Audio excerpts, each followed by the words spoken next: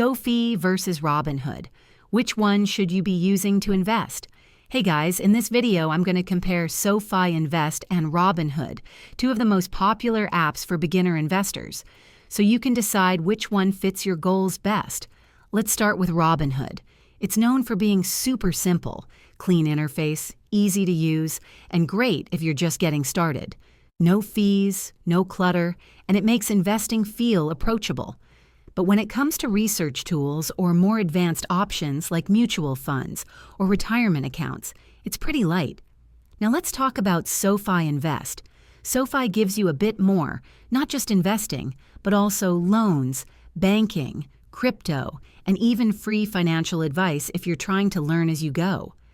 Great if you want to grow beyond basic trading and think about your money holistically.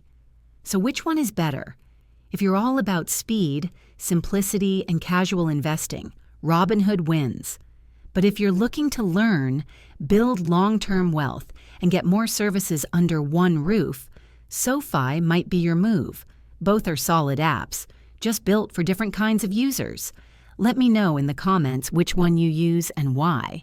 And if you found this helpful, hit like and subscribe. See you next time.